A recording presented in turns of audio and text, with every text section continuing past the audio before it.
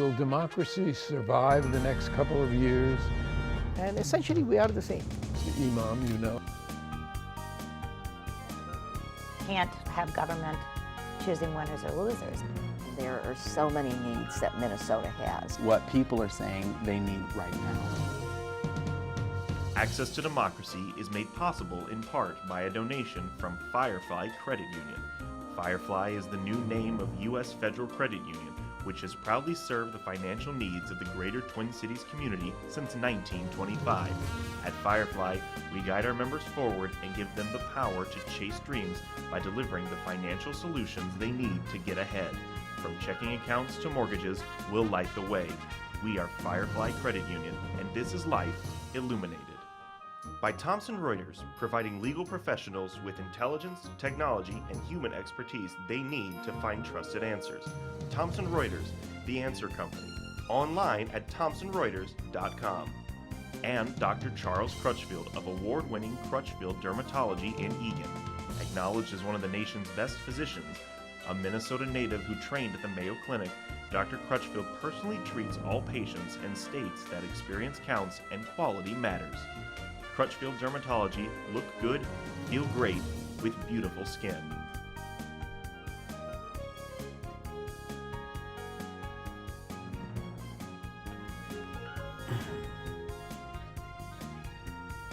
And welcome back to Access to Democracy. Alan Miller with you again, and not a guest host today, the old host, and a first-time guest.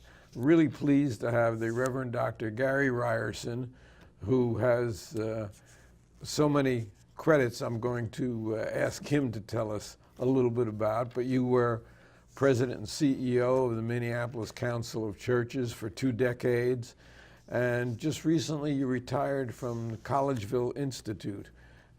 Maybe you could tell us what that is, and welcome aboard anyway. Well, first of all, thank you for having me. It's a pleasure to be on your show. When I retired from the Greater Minneapolis Council of Churches, I didn't want to go from a 70-hour week to 0 overnight, figuring it would probably kill me. So I was very fortunate that the Collegeville Institute asked me to lead part-time. It was a nice transition into retirement, a program called the Fellows Program, funded by the Lilly Endowment. And its purpose was to work with younger Christian pastors in the Twin Cities area and to help them become knowledgeable enough about the major issues of our society, healthcare, immigration, criminal justice, business, etc., and help them teach some leadership skills to become leaders on those issues in their local communities. And it was a very successful program. It's cited by the Lilly Endowment quite regularly. And now, after I've retired as a volunteer for the Collegeville Institute, I'm working on developing a multi-religious version of that. So we have Buddhists, Hindus, Jews, Muslims, as well as Christians who are a part of that program. And it's been kind of fun to be in the background.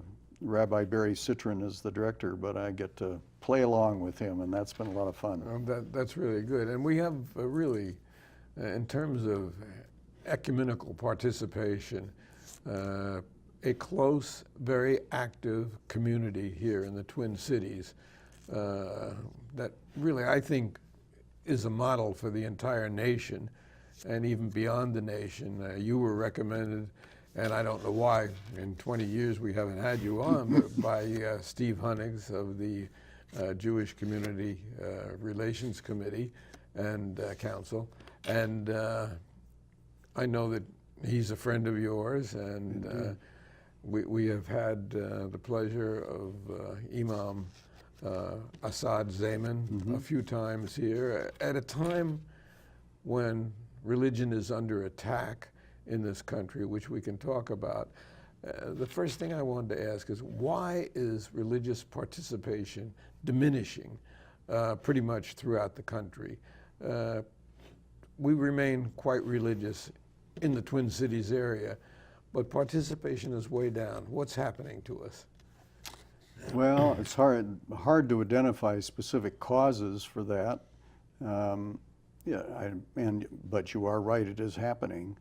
Though, and one other evidence of that is the Pew research that follows and counts people in various religious faiths.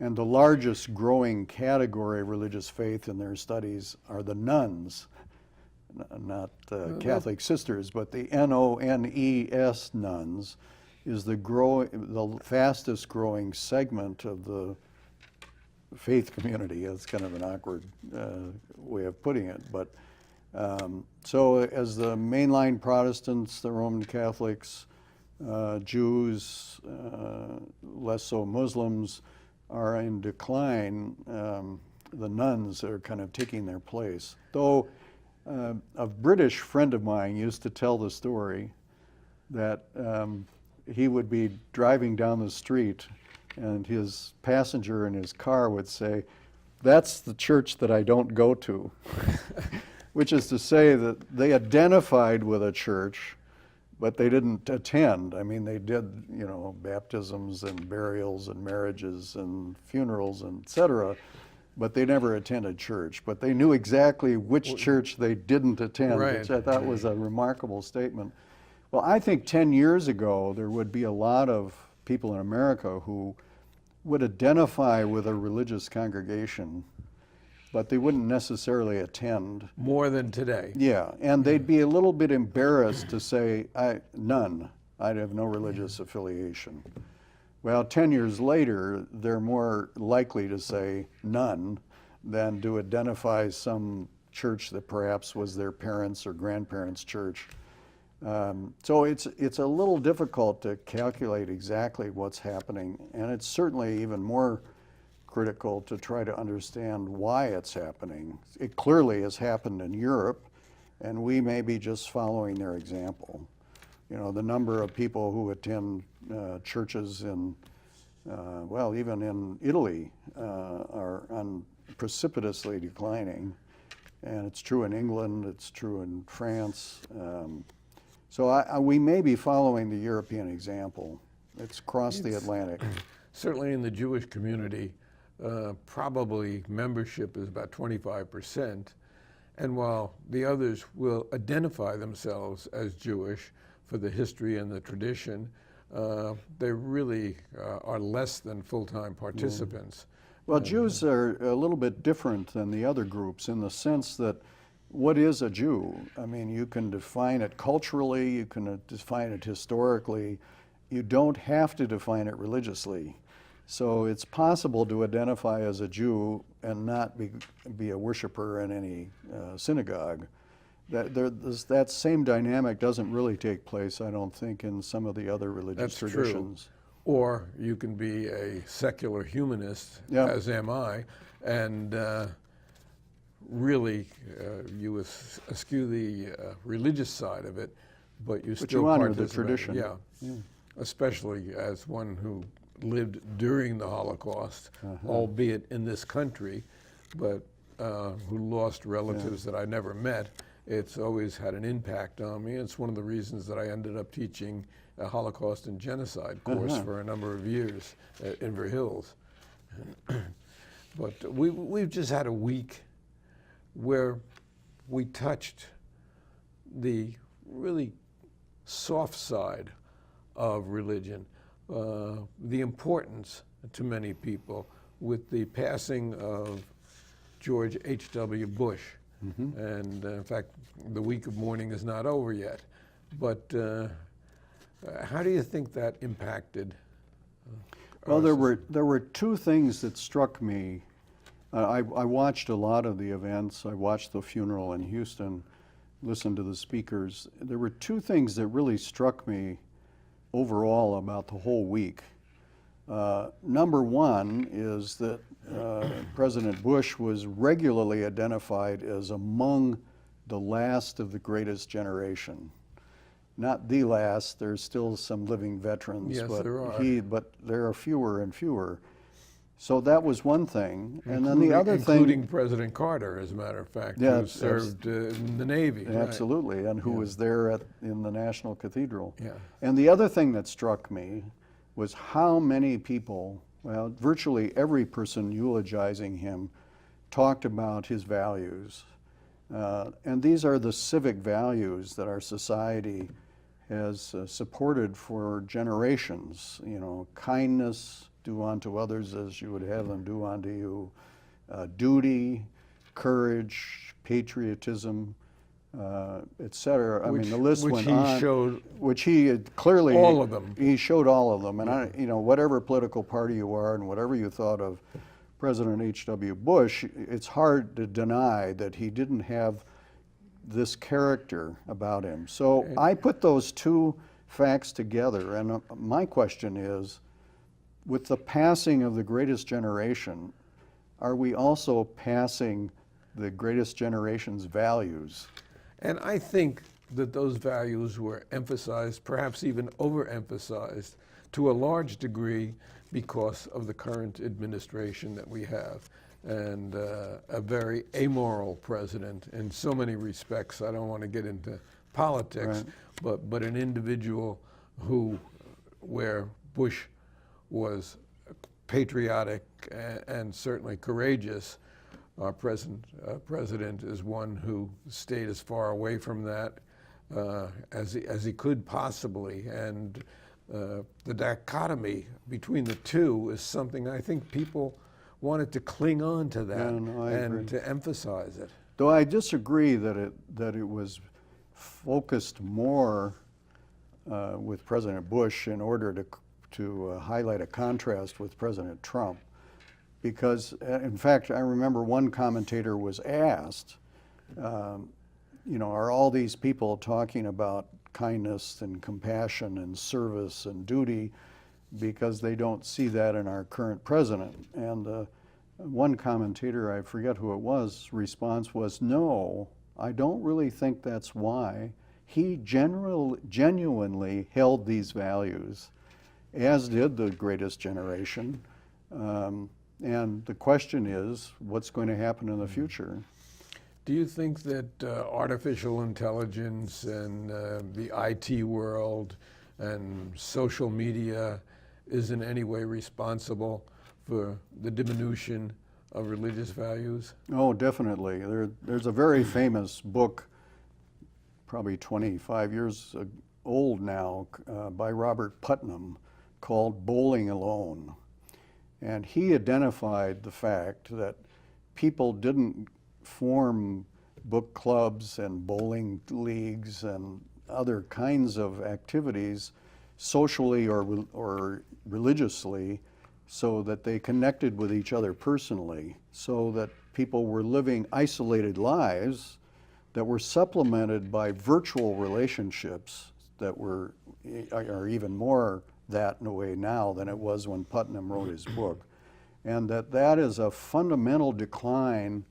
He compared it to de Tocqueville's study of America in the 19th century, in which he identified all of these voluntary associations that were certainly not in Europe. He came from France, but America seemed to be distinguished by all of these voluntary associations.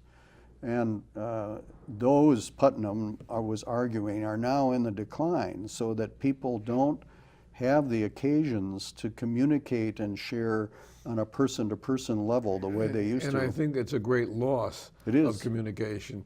We'll be sitting in a restaurant, and I'll look at a couple at a table next to us. They both have their cell phones. They're both on their handhelds, Yeah. and they're leading their own individual lives. But they're not communicating. They're not talking to each other. And I think we lose so much with that. A lot of that influence actually comes from Europe as well. I remember a sabbatical in Rome that I had in 2001, and my wife and I were eating at a restaurant, and at the table nearby there were 5 people. Obviously, by their dress, I would judge them all business people. And they all were talking on their telephones for the whole lunch. They'd never talked to each other. And you know, it wasn't at that time in 2001 that was considered rude here to do something like that. Well, now it's very commonplace. And what happens when your child hits 8 or 9, which troubles me no end? The first thing they do, they want a cell phone, and they get a cell phone, and it just throws them into the non-communicative society, and it's very troubling to me. You mentioned Rome, because in looking at your resume, I see Centro Pro Unione in Rome, and I knew that it played a part in your life, and what is it, and what brought you there? Well, I was fortunate to have many trips abroad for postdoctoral studies. The Greater Minneapolis Council of Churches was very generous in granting me short-term sabbatical leaves so that I could do this postdoctoral work. And I spent 2 months living in Rome with my wife, attending the Pontifical University of St. Thomas Aquinas, and working in the library of the Centro Pro Unione. And I hope you didn't drive a car. Oh, no. We walked or took the underground or the trains. No, and that just means ecumenical center. Yeah.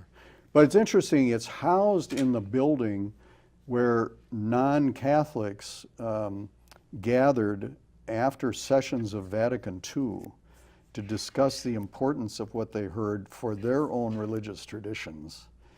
And it overlooks the Piazza Navona. You couldn't ask for a more magnificent setting, right in front of one of Bellini's fountains, the Four Rivers.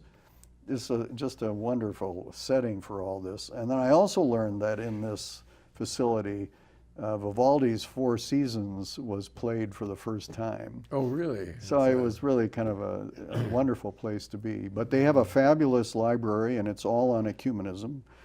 And the head of the organization, Father James Puglisi, is an advisor to the popes, and there was a very important ecumenical document delivered by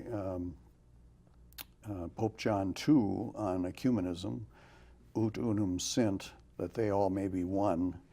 That was a very compelling document, and most of the writing of that was coming out of the leader of the Centro Pro Unione. So it's a very special place. And Pope Francis is a very interesting individual. Indeed. Because he has certainly turned portions of the church on its head by just being the person that he is, and this is the same person he was back in Argentina. Right. He I has a think it's huge mandate. I mean, we see his comments on social issues, right, like the recognition of gay and lesbian people and that sort of thing. But in fact, his bigger mandate is to deal with the corruption in the Vatican, with the corruption in the Vatican Bank, and those are much tougher issues to combat. And it's amazing to me that it is so rampant and of such long standing. Yeah. And that's really why Pope Benedict decided to retire, because he didn't have the stamina to fight the forces that were necessary to effect change, which Francis is doing, though it's an uphill battle. It certainly is, and it's made him very unpopular with a large segment of the Curia. Yeah, absolutely. And, now, the New York Times recently had an article, late October, "The Hate Poisoning America." How do you equate that with the Golden Rule, or do you? Well,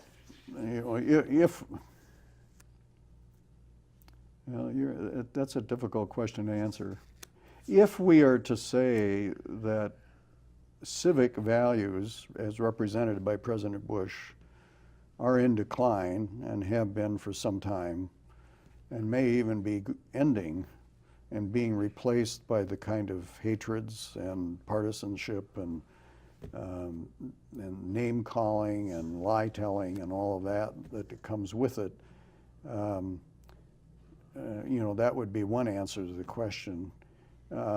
Another would be to say that as you look back as a historian of the United States, there have been many occasions in which the United States was in turmoil in major transitional periods I mean, I'm thinking Civil War, World War I, Absolutely. World War That's II. the first one that pops into my the- mind is the The Civil Vietnam War protests. I mean, there are many occasions in which this country has been rocked by some of the behavior, the hate behavior, the disagreements, the fights, etc., and have seemed to be able most of the time to recover from that. And what one commentator I heard this week said, America is always able to reimagine or reinvent itself. So the question is, and I'm trying to be optimistic about this, but I have to be honest and say I'm not sure how optimistic I am. It's not easy, but that yes, I we're agree going to with you. work through this, and we're going to eventually restore those civic values that were so honored in President Bush's life, as well as in other places. That's my hope, at least. When I find people disrespecting the Constitution, as our current president does, although I don't know if he disrespects it or he's just ignorant of what's in it, probably more likely the latter, I do cling on to that hope that, we can get through to people. His term, whether it's 2 years, 4 years, or 8 years, will be over, and we will have an opportunity to reorganize America and perhaps implant or reimplant some of the values that most of us grew up with. The United States is very fortunate in having constituting documents. You mentioned the Constitution. We also have the Declaration of Independence and other documents, the Bill of Rights, which were added later, that call us back to those basic values. All of them do. The language is very inspiring. And I think we're fortunate that our society was built on founding documents that declared this is the kind of country, this is the kind of democracy we want to create. There are other countries that don't have that background. Or don't have constitutions. Yes, right. So they have nothing to, England, for example, doesn't have a constitution. So what do they look back to other than, tradition and precedent? But the constituting documents are more than tradition and precedent. They basically are saying, this is who we are as a country. So, I think that will help us through these rough days. Which is just another example of how unique the founders of this nation were. The fact that these few men, of course it was only men in those days, were able to fashion a document and a philosophy that really has moved to the point where for many generations we have led the world. I don't think that's the case right now. I think the world looks at us with a jaundiced eye. With askance, But the documents are there, the language is there, the brilliance of these people is there, and it's just a question of restoring it and going back to it. And it's also true that the current actions and behaviors and attitudes, which you have mentioned, are being tested by these documents because people are bringing lawsuits against some of the egregious behavior that the Constitution clearly says should not be allowed. Absolutely. So having those documents in that historical referent, even though we had slavery in this country, we basically committed genocide on the American Indians and here. still suffer from terrible prejudice against the black population. Right. But we've made progress, and we again have a historical tradition that we can look back on to tell us this is what our founding fathers intended for our nation to be. I mean, when I look at our current immigration policy, and I listen to some of the rhetoric coming out of the administration, and I think what we did to the American Indian, the Native American, all the rest of us are immigrants, and all the rest of us really hold some responsibility for all the treaties we've broken, what we did to them, how we pushed them out of their homes, how we put them on reservations without education, without anything. They've had a tremendous battle to really restore their own dignity, and They're doing that. Interestingly, the principal Indian languages in Minnesota, the Ojibwe, the Dakota, and the Ho-Chunk, are all coming back as descendants of these tribes want to reclaim their language because the language communicates the values of their communities. And I think that's an encouraging sign. And yet, no less than Abraham Lincoln ordered an execution here, which was the largest execution, 38. He's not much loved by the American Indian community. Right. Whereas he is much of Native loved by the Americans. African American community Yeah. because he ended slavery. It is It's, kind of the ironies about But as Lincoln. people said about George H.W. Bush, he wasn't a perfect man, but he was a good man. Right. And I think you could apply that to Lincoln and to many of us. Yeah. Yeah, we don't expect perfection from our leaders, Yes. but we do expect a certain level of character, and I think that's what the Bush story this week is saying, that to be a president of the United States, you must exhibit a certain kind of character, because you're not only the leader of you're not only the head of the country, but you are also the head of state.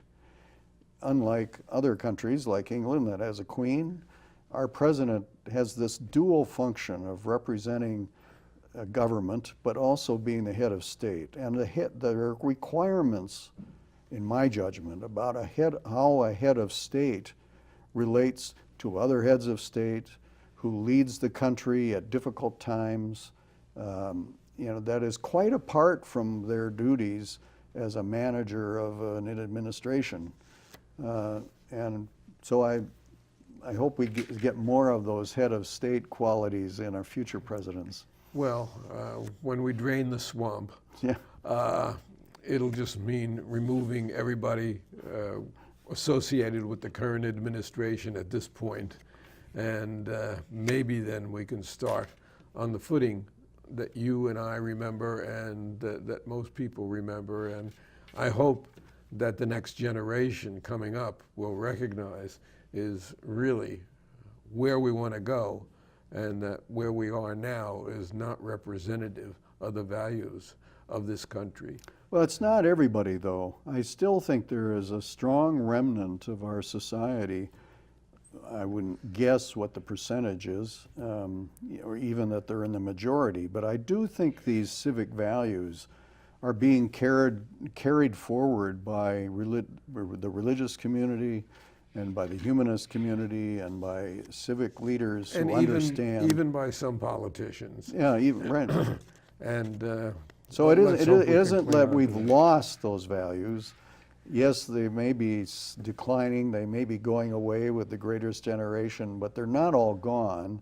And there still is a large segment of society We've that got will to do this sustain again. those. We've been talking to the Reverend Dr. Gary Reierson, and a pleasure, really meaningful discussion.